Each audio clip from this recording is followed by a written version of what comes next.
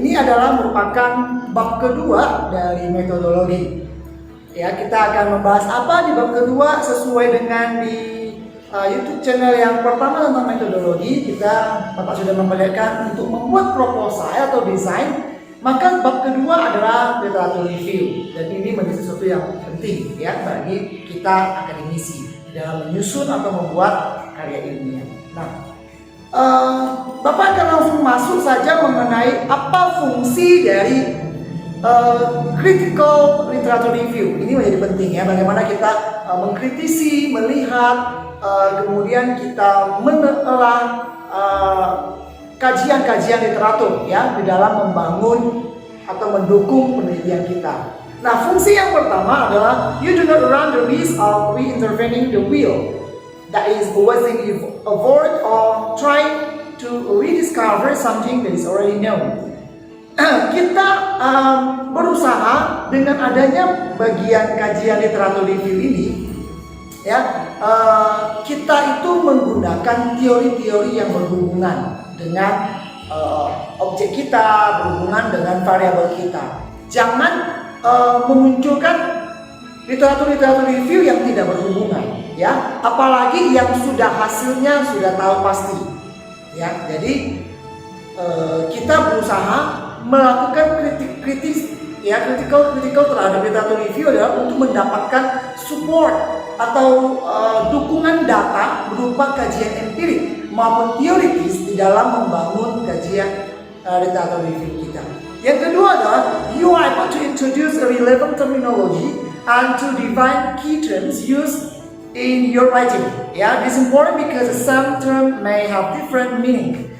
Di literatur review itu kita juga perlu menjelaskan istilah-istilah yang kita pakai di dalam penelitian kita. Bisa saja dalam satu kata mempunyai sinonim ya, persamaan-persamaan makna. Oleh sebab itu kita harus jelaskan di dalam literatur review kita bahwa istilah-istilah yang kita pakai itu harus jelas. Misalkan kalau kita bicara tentang kinerja apa? Gitu ya, apakah kinerja karyawan, kinerja perusahaan ya, atau apa? Jadi harus jelas menggunakan istilah-istilah di dalam literatur review kita. Yang ketiga adalah you obtain useful insight of research method. The other half used to provide an answer to similar research question. Knowledge of the research method used by other allows you to replicate existing research. Ya, jadi yang ketiga adalah kita itu harus menggunakan pengetahuan umum yang sudah ada, ya, atau teori-teori yang sekiranya mudah dipahami oleh orang, ya, atau teori-teori yang bukan kita ciptakan sendiri sembarang, gitu ya, tetapi teori yang sudah dibuktikan kebenarannya, gitu. Dan yang keempat adalah the research effort can be contextualized in wide academic debate. In other words, it allows you to relate your finding to findings of others. Jadi hasil dari kajian literatur kita itu adalah kita kumpulkan, ya, kita bangun, dan hasil itu bisa diperdebatkan dengan terhadap penemuan-penemuan sebelumnya. Artinya kita itu harus melihat bahwa hasil penemuan kita dengan hasil penemuan orang itu bisa kita perdebatkan, ya.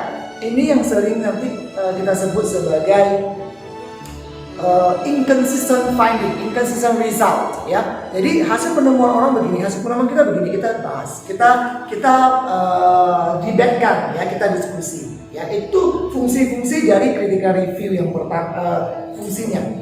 Nah, ada beberapa pendekatan yang kita bisa lakukan untuk mendapatkan literatur review. Yang pertama adalah menggunakan sumber data, ya. Contoh, kita melihat perusahaan ini yang kok penghasilannya tidak maju-maju, tidak naik-naik dalam 5 tahun belakangan ini. Nah, itu data kita ambil, ya, itu bisa menjadi satu bahan untuk kita review. Kemudian juga textbook, ya, buku bacaan, jurnal, kemudian tesis atau disertasi, tesis orang. Kemudian kita juga bisa melihat dari internet, ya, koran, ya, laporan-laporan keuangan, gitu ya. Atau juga bisa dengan pertemuan-pertemuan, konferensi, ya, proceeding itu orang berusaha memberikan seminar dari hasil penemuan dia, gitu ya. Kemudian mungkin dari unpublished manuscript ya gitu ya, yang artinya laporan atau penelitian yang tidak ditulis itu kita bisa mendapatkan literatur review seperti itu. Nah, kita juga di dalam nanti literatur review kita juga mesti tahu ya bahwa data itu ada dua jenis. Ada secondary data, ada yang primary data. Secondary data adalah data that have been collected by others for another purpose, that purpose of the current study. Jadi secondary data itu biasanya kita dapatkan dari hasil publis orang ya. Apakah itu nanti bisa diambil dari Bursa Efek Indonesia ataupun dari koran ataupun laporan-laporan keuangan lainnya gitu ya, atau data statistik, kemudian laporan-laporan pemerintah yang dipublikasikan gitu ya, ataupun yang bisa kita dapatkan di internet. Nah, sedangkan kriterianya di dalam menyeleksi, mengevaluasi secondary data atau data second atau data sekunder yang baik adalah pertama, timelines of the data. Data yang kita ambil itu jangan yang sudah terlalu jauh. Misalkan kalau kita ingin melihat keadaan sekarang, ya, kalau judul kita itu adalah bicara tentang melihat keadaan sekarang, maka kita harus mengambil data yang kurang lebih paling lama 5 tahun ke belakang gitu ya, atau 10 tahun ke belakang. Kecuali kita ingin melihat ada gejala atau tren perubahan dari 20 tahun, 30 tahun, itu boleh, tetapi itu disesuaikan dengan judul kita. Yang kedua adalah accuracy of the data. Jadi kita harus melihat nih, apakah data kita itu akurat tidak, tepat tidak. Kalau kita ingin meneliti ini, apakah data itu merepresentatifkan terhadap apa yang ingin kita teliti. Yang ketiga adalah relevant of the data. Jadi data itu relevan tidak ya terhadap kajian-kajian literatur kita, kebutuhan penelitian kita gitu ya. Kemudian keadaan-keadaan yang terjadi sekarang ini itu relevan tidak. Yang keempat adalah cost of the data. Kita juga mesti perhatikan biayanya jangan terlalu besar ya. Kalau kita punya kapasitas yang tidak besar, biaya yang tidak cukup tinggi, ya carilah data yang bisa mendukung. Yang jangan sampai data itu memakan biaya terlalu besar. Itu kriteria ya dalam kita menyeleksi data sekunder ya. Sekarang yang kedua adalah primary data. Primary data is that the researcher gather first hand for the specific purpose of the study through interviews, observations, administering questionnaires and experiments. Ya, data ini kita dapatkan dari tangan pertama dan itu bisa dilakukan dengan berbagai kuesioner. Ya, sekarang sudah ada Google Form, jadi jauh lebih mudah.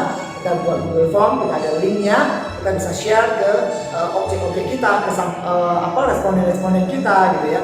Atau kita bisa langsung melakukan observasi ke tempat objek kita. Misalnya kalau kita meneliti di perusahaan A, kita boleh datang langsung untuk melakukan observasi ya. Kemudian juga kita boleh melakukan interview ya, wawancara terhadap beberapa orang ya, yang kira-kira bisa menjadi representatif dari responden yang lain ya. Apa yang menjadi keinginan kita untuk bertanya lebih dalam, memahami perilaku-perilaku yang ingin kita teliti, kita bisa lakukan melalui interview ya. Apakah kalian mungkin bertanya, mana yang bagus? Tidak ada yang bagus ya, semua itu sama dan harus dilakukan. Kalau kita sudah membagikan kuesioner, kita harus melakukan interview supaya kita mendapatkan info yang akurat, yang lebih ya. Kita juga kalau bisa harus ke turun lapangan, melihat keadaan realnya, apakah benar seperti itu, apakah benar ada masalah seperti itu. Itu menjadi sesuatu yang penting. Nah, how to make a good problem statement? Bagaimana membuat permasalahan atau pernyataan masalah yang baik? Suatu pernyataan masalah yang baik adalah suatu permasalahan yang mampu menjawab tujuan penelitian dan menjawab pertanyaan-pertanyaan di dalam penelitian kita. Ya, kalau research question kita apa, ya, maka tujuan kita apa? Maka tujuan yang baik, problem yang baik adalah mampu dicapai, ya. Problem yang mampu diselesaikan, bukan problem yang tidak bisa diselesaikan atau yang tidak bisa diatasi. Jadi problem yang harus bisa kita atasi, oke, dan problem yang harus memberikan jalan keluar dari tujuan dari penelitian kita. Why is the research problem is important? Kenapa penelitian permasalahan penelitian ini menjadi penting? Pertama, it establishes the importance of the topic. Ya, karena topik itu sangat bergantung pada research question itu.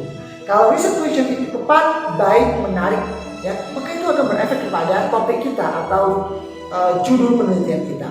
Yang kedua adalah it focuses the reader's intentions on how study will add to the reader writer. Jadi dengan adanya problem yang kita angkat ini menjadi satu hal yang menarik bagi pembaca. Kira-kira kontribusi dari penelitian ini apa terhadap literatur yang kita pakai. Contoh kalau kita bicara tentang literatur kepuasan, ya, baik itu kepuasan konsumen, kepuasan karyawan, gitu ya, ataupun yang lainnya. Nah itu kalau hasil penemuan kita itu akan menjadi kontribusi pengetahuan baru di teori itu, gitu ya. Jadi pembaca akan tertarik menambah satu wawasan baru. Ya. Yang ketiga adalah provide the framework for reporting the result. Ya sudah pasti ya. Jadi riset problem ini memberikan suatu hasil atau berupa informasi-informasi yang kita dapatkan dari hasil penelitian kita. Yang terakhir, how to conduct a research problem. Bagaimana kita melakukan atau membuat research problem, ya, atau masalah penelitian. Ya. Yang pertama, it must be interesting and object. Permasalahan yang kita angkat itu harus menarik. Nah ini yang biasa suka jadi masalah ya bagi mahasiswa. Pak mau pakai judul apa ya? Pak mau buat judul apa? Sebenarnya bukan bicara tentang judul apa yang mau kita buat, tetapi masalah apa yang ada, masalah apa yang menarik saat ini. Kalau kalian bertanya, Pak judul apa yang menarik untuk dibahas? Ya kita akan bicara tentang pengaruh penyakit atau wabah corona terhadap perekonomian. Iya, kalau itu menarik dan itu belum sangat update banget. Jadi cari dulu permasalahannya, baru kita bisa menemukan judul yang menarik. Ya bukan mencari judul, udah dapat judul kemudian kita cari-cari masalah, nggak ada masalah kita cari-cari, itu nggak benar. Yang benar adalah kita sudah tahu ada masalah seperti ini, yang menarik kita cari judul yang tepat. Yang kedua adalah it comes from research gap and theory gap. Jadi kita itu bisa mendapatkan permasalahan itu dari seperti di awal yang sudah saya katakan, bisa kita dapatkan dari celah-celah dari penelitian-penelitian terdahulu atau empirical gap, ya. Contoh kalau si A meneliti kepuasan konsumen, si B meneliti kepuasan konsumen. Si A mengatakan kepuasan konsumen itu dipengaruhi oleh misalkan biaya. Ya, si B mengatakan kepuasan konsumen dipengaruhi oleh kinerja dari perusahaan. Ya, nah ketika digabungkan, dilakukan penelitian, begitu ya, ternyata kepuasan konsumen ini tidak berpengaruh, tidak dipengaruhi ya oleh harga, sedangkan kepuasan konsumen ini dipengaruhi oleh kinerja perusahaan. Nah, hasil penelitian ini yang sekiranya tidak koheren, tidak sepakat, inkonsisten, ini menjadi sesuatu yang menarik bagi kita untuk masuk ke di antara tengah-tengah mereka. Apakah harga dan kinerja perusahaan mempengaruhi kepuasan konsumen? Itu menjadi satu penelitian kita yang baru. Nah, itu baru kita mengambil research gap-nya. Kalau teori gap itu lebih rumit, yang kita ambil bukan gap penelitian variabelnya, tapi teori-teori yang dia pakai. Ya, teori yang dia pakai, misalkan saya menggunakan satu sisi penelitian terhadap A, saya melakukan pendekatan teori dari perilaku behavior, tapi satu sisi saya melihat dari teori strateginya. Nah itu kan dua satu pandang teori yang berbeda. Nah di situ kita akan mencari sebenarnya yang lebih baik, yang lebih tepat itu apa? Atau mungkin kita sama-sama satu dengan behavior approach gitu ya, satu dengan mungkin dengan teori yang bukan strateginya apa gitu ya. Nah itu bisa membangun satu teori baru ketika kita menggabungkan atau meneliti. Yang ketiga adalah it must be generalized. Problem yang kita angkat itu adalah problem yang bisa digeneralisasi, artinya berlaku untuk umum. Jangan mengangkat satu masalah yang hanya terjadi pada diri kita, orang lain enggak, atau nggak bisa dipakai di umum, nggak bisa. Ya, dalam penelitian ilmiah, masalah yang kita angkat itu harus bersifat umum. Artinya semua tahu, semua merasakan. Gitu ya. Kalau kita bicara tentang kinerja perusahaan, ya itu umum. Kenapa? Karena semua perusahaan mungkin pernah mengalami masalah. Yang terakhir adalah it can be solved. Yang pastinya problem itu harus bisa diselesaikan. Jangan cari masalah yang nggak bisa diselesaikan. Ya, jadi carilah permasalahan yang bisa diselesaikan. Apakah nanti itu pengaruh atau tidak pengaruh, itu sudah menyelesaikan satu masalah. Jadi masalah itu harus bisa dipecahkan. Gitu ya. Apakah mulai pendekatan metodologi, pendekatan kajian literatur, ataupun pendekatan yang lainnya, ya, critical review atau apa, itu bisa menjadi satu pemecahan masalah. Ya, itu saja yang Bapak sampaikan di bab 2 dalam metodologi ini, berbicara tentang bagaimana kita membangun atau membuat problem assessment, ya, pernyataan masalah atau masalah dalam penelitian yang baik. Oke, itu aja yang Bapak bisa sampaikan. Yang Bapak terus ingatkan, jangan lupa untuk di like, subscribe, komen, dan di share ke teman-temannya supaya semua bisa nonton. Sampai jumpa.